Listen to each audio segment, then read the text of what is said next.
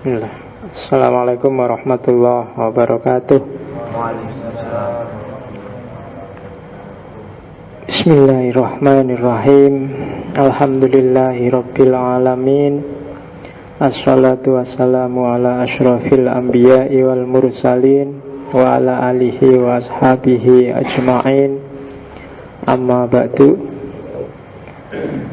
Bismillah, kita lanjutkan ngaji filsafat kita.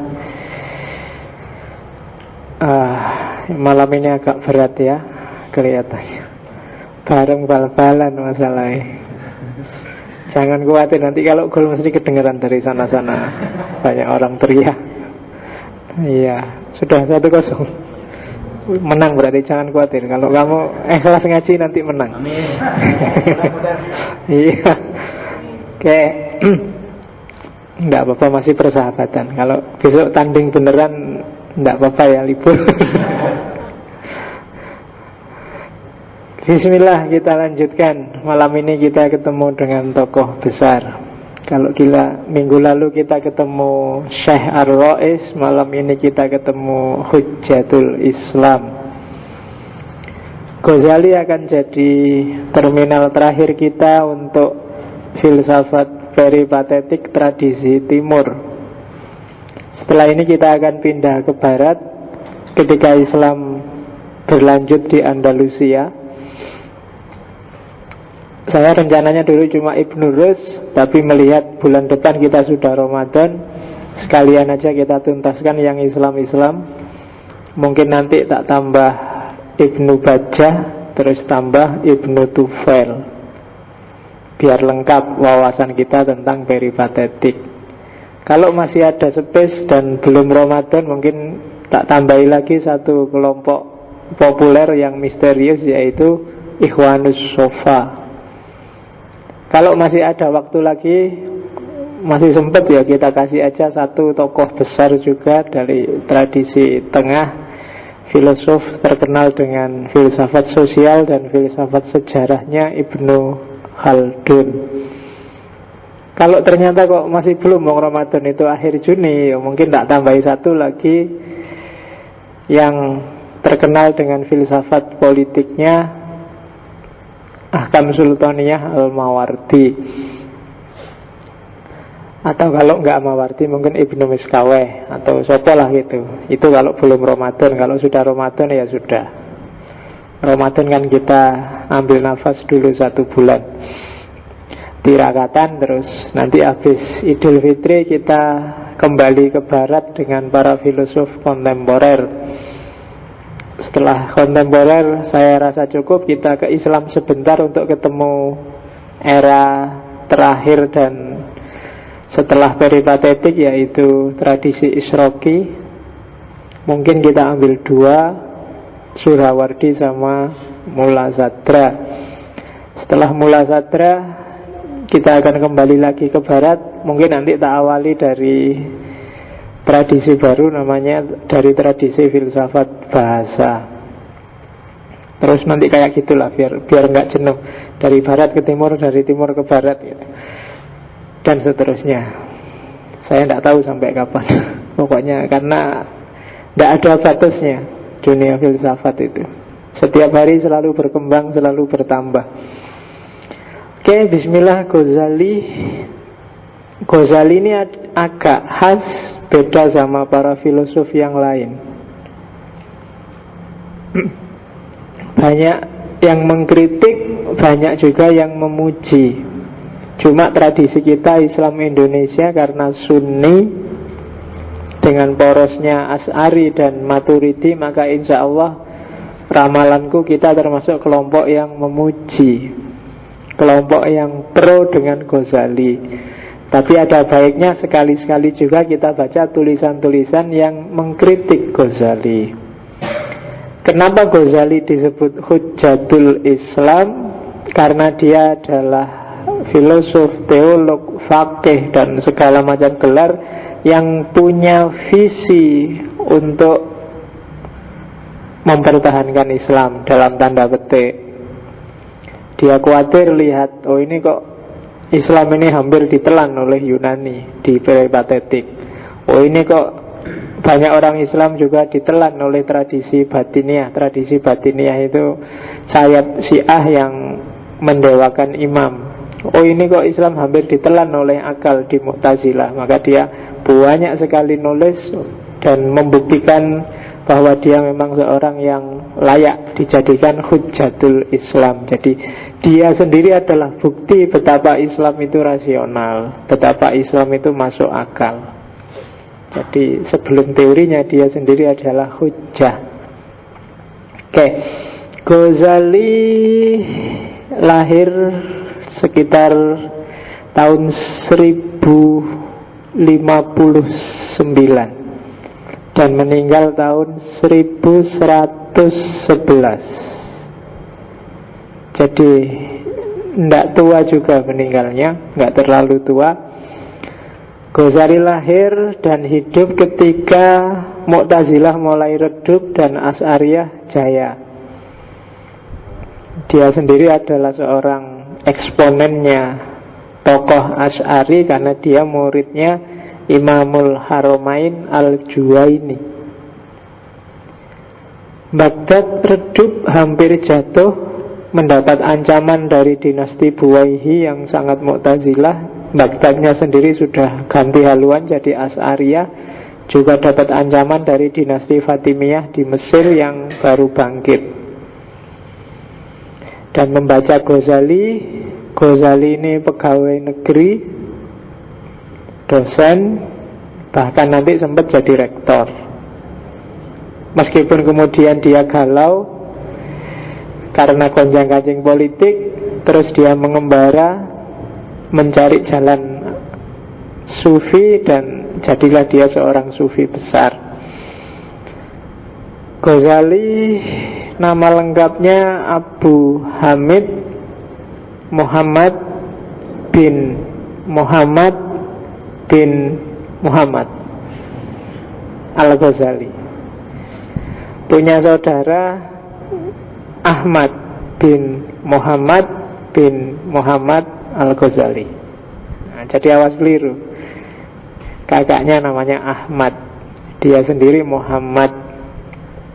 Ghazali itu memang lahir di daerah namanya Ghazala, sehingga disebut Al-Ghazali. Tapi ada juga yang menulis dengan 2 Z, Al-Ghazali, karena memang ayahnya Ghazali itu, bapaknya itu tukang sepatu, jadi disebut Ghazal. Tenun, pokoknya gitulah. Jadi kerja, punya toko di rumahnya. Hanya saja bapaknya ini meninggal waktu Ghazali masih kecil. Saudaranya banyak. Cuma sebelum meninggal, ayahnya sempat menitipkan Ghazali pada seorang temannya yang sufi, sehingga pendidikan awalnya Ghazali itu sufi.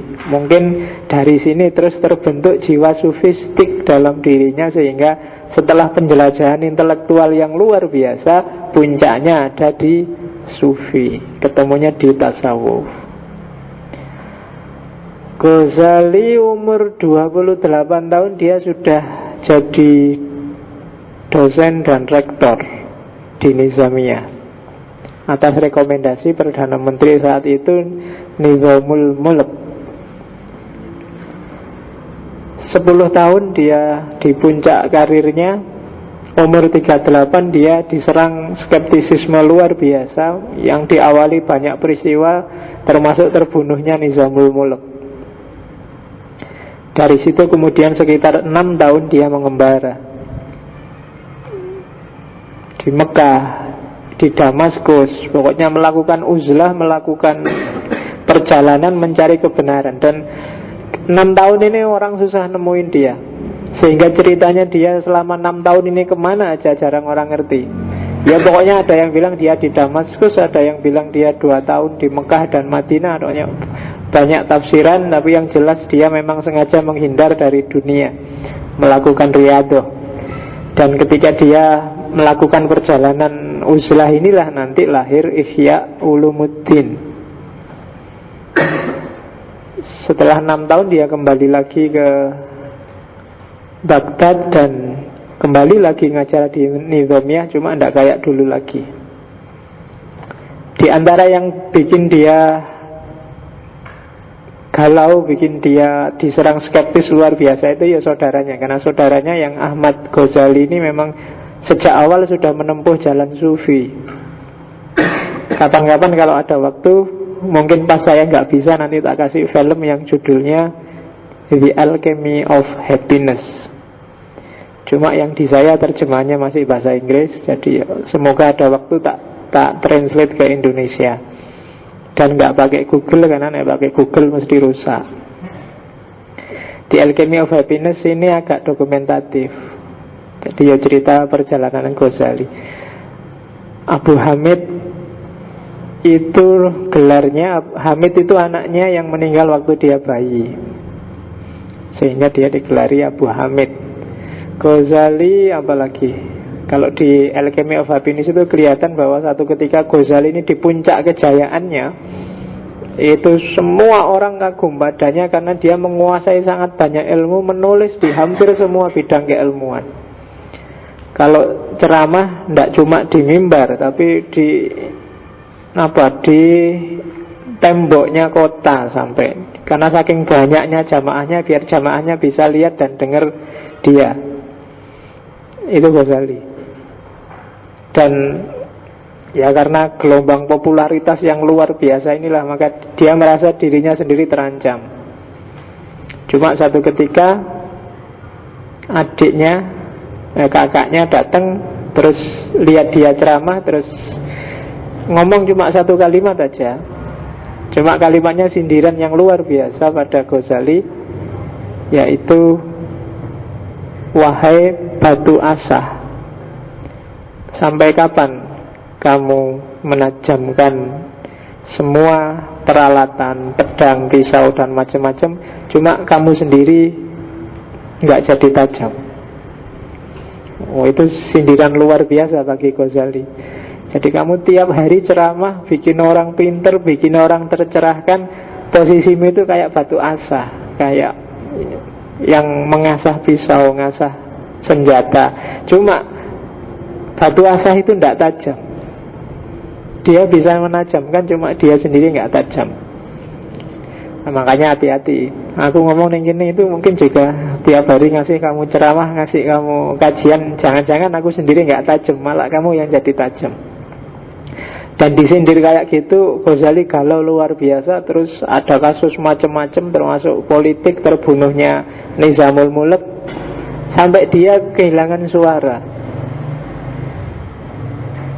Kemudian ngomong aja nggak keluar suaranya. Begitu naik mimbar dia cuma bisa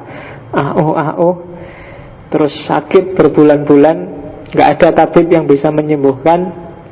Akhirnya sama kakaknya dikasih nasihat, kamu akan sembuh kalau keluar dari pusaran politik, pusaran kegalauanmu. Dan akhirnya dia bergila uzlah mencari jalur kesufian. Dan dengan jalur kesufian itu ilmunya jadi lengkap. Tambah satu ilmu puncaknya, yaitu tasawuf. Dan tidak lama setelah dia kembali ke Baghdad, nanti dia kemudian meninggal. Sekitar 2 tahun ngajar lagi, terus meninggal, tidak sampai tua. Oke, itu Ghazali. Di internet gambarnya biasanya kayak gitu, yaitu gambar rambutnya sampai budak tapi panjang. Kalau kamu yang merasa rambut depannya rontok, tidak apa-apa, yang belakang panjangin aja. Generasi kedua Ghazali, gitu. Oke, rambut itu sama budaknya. Oke, bismillah, kita lihat. Yo, teorinya tetap kayak kemarin, mala yudroku kuluhu, la yudroku kuluhu. Enaknya Ghazali itu, Ghazali ini cara berpikirnya sederhana. Maka gampang sekali kamu mengakses Ghazali itu gampang. Di antara kritikannya orang pada Ghazali adalah pikiran-pikirannya Ghazali ini arahnya selalu untuk orang biasa, untuk orang awam, bukan untuk orang elit. Sehingga lebih mudah dipahami daripada para filosof yang lain. Yang kedua ya karena kita akrab, logika agamanya sangat kental kalau di Ghazali, tidak seperti yang lain. Itu kelebihannya. Kelemahannya dia sering dituduh mematikan filsafat, mematikan tradisi berpikir rasional. Nanti pelan-pelan kita lihat apa iya begitu. Kita awali dari keraguan-raguannya Ghazali dalam Al-Munqidh Minad Dhalal. Ghazali yang ragu-ragu itu Ghazali yang sudah mateng, yang di kepalanya sudah penuh ilmu macam-macam. Baru dia ragu-ragu. Baru dia merasa ini di antara sekian banyak ilmuku ini mana sih yang benar, yang sejati? Mana sih yang isinya itu sesuai dengan yang ku inginkan, yang pas, yang tidak ada kelemahannya. Kok semuanya tak lihat ada kelemahannya. Itu Al-Munqidh Minad Dhalal. Jadi kamu kalau pengen niru Ghazali, penuhi dirimu dengan segala macam wawasan, baru ragu-ragu. Jangan dibalik. Kamu kan biasanya rodong gaya tuh, wah ini saya pencarian pak, saya mencari apa. Kamu isi dulu sebanyak-banyaknya, baru kamu ragukan. Kalau nggak ada isinya, ya nggak ada yang kamu ragukan. Kan banyak kan yang itu, saya pencarian pak. Lu, kamu nyari apa? Bekalmu untuk nyari itu apa? Nyari itu kan harus ada bekalnya. Dan itu persis dilakukan oleh Ghazali. Dia tidak akan ngeritik sesuatu sebelum dia mendalam. Gak mungkin dia ngomong sesuatu sebelum dia pernah nulis tentang sesuatu itu. Sebelum dia ngeritik filsafat, dia nulis Maqasidul Falasifah. Sebelum dia ngeritik batiniyah Syiah, dia nulis tentang Syiah. Itu kelebihannya Ghazali. Jadi dia merunut semua ilmu-ilmu, diawali dari panca indera. Katanya Ghazali, yang paling meyakinkan dari semua fakultas pengetahuan dalam diriku itu panca indera. Aku lihat teh, bisa tak pegang, jelaskan ini tegas. Kamu gak bisa bantah kalau tak bilang ini loh ada segelas teh, rasanya manis, jelas juga, tinggal dibuktikan. Kalau nggak percaya silahkan kamu minummu sendiri. Tapi indra tegas, jelas. Kamu bantah susah loh. Tak bilang karpet itu merah, kamu oh iya pak merah, universal. Tapi setelah dipikir-pikir oleh Ghazali, ternyata ya meskipun dia tegas, tapi tidak pasti juga kebenarannya. Kadang-kadang menipu. Bintang itu dari jauh kelihatan kecil, cuma mindrik-mindrik, tapi begitu ngerti aslinya, ternyata aslinya ngalah-ngalahi bumi besarnya. Pensil itu lurus, tapi kalau kamu masukkan di air, indramu menangkapnya bahwa dia bengkok. Ya kan? Kalau kamu menutup mata pakai indera peraba, antaranya orang cakep dan jelek rasanya sama. Podo-podo, ada hidungnya, ada matanya, ada. Begitu melihat, alah ternyata ketipu tuh indera perabaku. Bau juga begitu, baunya wangi, begitu dilihat, alah kayak gitu orangnya. Nah itu indera. Jadi seolah-olah ya, tapi bisa tidak loh kalau indera itu. Suaranya merdu, kamu dengar sampai ngantuk. Begitu ketemu orangnya kayak penyiar radio itu loh. Aduh, ternyata beda. Indera. Makanya katanya Ghazali, ada yang lebih pasti daripada indera, akal. Kamu lihat bintang tadi kecil, jauh, seolah-olah hanya sekepalan tangan. Tapi akalmu yang bilang, oh enggak, coba dipertimbangkan jaraknya, coba dipertimbangkan ruangnya, dipertimbangkan, itu dia pasti lebih besar, akal. Tadi pensil yang masuk di air kelihatan bengkok, tapi kan kamu tetap nggak percaya kalau itu bengkok, pedomannya apa? Akal. Gitu. Tadi kamu pakai tangan, kamu raba wajahnya orang sama semua, tapi akalmu bilang nggak ada orang wajahnya sama persis itu. Mesti beda-beda, ada yang cakep, ada yang jelek. Begitu kamu dengar suaranya kok merdu ya, tetap akalmu yang bilang, ya suara kan nggak jaminan wajahnya juga cakep. Akal yang bisa bilang kayak gitu. Jadi akal lebih pasti daripada indera. Jadi kalau kamu dihadapkan dengan dua pilihan, ada dua bukti kalau pakai logikanya Ghazali ini. Yang satu bukti empiris, yang satu bukti rasional. Bukti rasional ini lebih kuat. Empiris itu bisa dibikin loh, gampang, bisa dimanipulasi. Yang penting kan kelihatannya bagaimana. Tapi akal yang nggak bisa ditipu. Kamu nonton film, ada pukul-pukulan, tembak-tembakan, jotos-jotosan, itu kan kamu tidak terlalu kaget. Ya, biasa aja, film itu kan pura-pura. Kan kamu ngerti. Yang bilang gitu apa? Akalmu. Meskipun matamu lihat itu pukul-pukulan beneran, sampai dibanting-banting orangnya sampai berdarah-darah, tapi kan akalmu yang bilang, oh itu film. Ngerti aku, kan gitu. Nah, kadang-kadang orang ketipu dengan akalnya. Dari situ terus Ghazali menyimpulkan, oh berarti akal juga punya kelemahan. Iya, orang bisa salah mikir loh, orang bisa salah menyimpulkan, salah jalur dalam berpikir itu ada. Akal juga bisa dimanipulasi ternyata. Setelah tadi indera tegas tapi ternyata tidak pasti, akal kelihatannya pasti tapi kok bisa ditipu ya. Kan kamu sering kan mikir itu keliru. Kamu anggap apa, ternyata kok begitu. Oh ini orangnya baik mesti, kemarin kayak gini-gini, besok pasti begitu. Ternyata enggak. Ini kayak milih presiden itu kan, kamu selalu ketipu kan. Dulu SBY itu ini jago nih, Satrio Piningit iki mesti gede gagah. Wah, semua orang sayang sama SBY, penuh harapan begitu jadi presiden. Halah, podo wae. Nah, kamu ketipu kan. Kamu menyimpulkan SBY kayak gitu kan pakai akal lu, dan ternyata ketipu juga. Bolak-balik kan kita ketipu. Soeharto ketipu, Gus Dur diturunkan tengah jalan, kamu merasa ditipu juga. Megawati apa mana? Jadi ketipu terus. Dalam banyak hal kita ketipu. Apalagi hari ini semua hal dipolitisir, nggak ada yang lurus. Jadi kamu jangankan ketipu, mikir aja nggak sempet. Kamu dicekoi tiap hari oleh TV. Pikirannya, jadi kamu nggak sempet mikir, kamu dikasih informasi terus. Nggak cuma manipulatif itu, kamu disetir. Akal ternyata lemah. Cuma katanya Ghazali, cuma selemah-lemahnya akal, ada hal-hal yang pasti, tegas, nggak mungkin salah, yaitu aksioma. Aksioma-aksioma akal yang elemen-elemen dasarnya nanti jadi ilmu namanya logika dan matematika.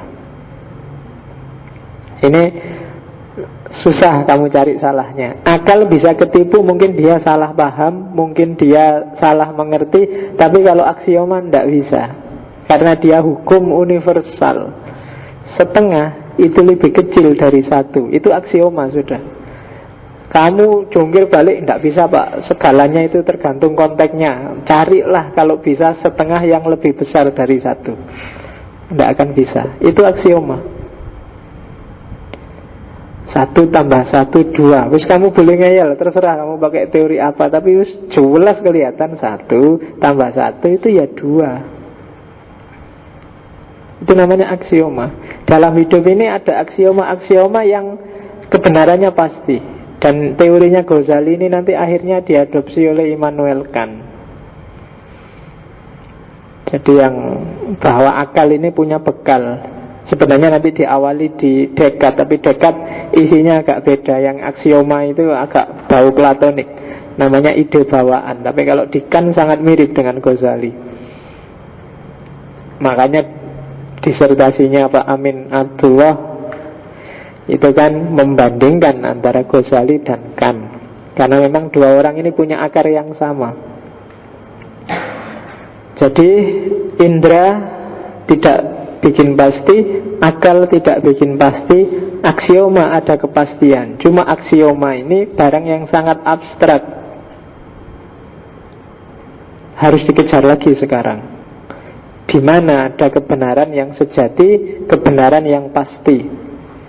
Maka Ghazali melihat terus ketiga aliran yang saat itu sangat populer.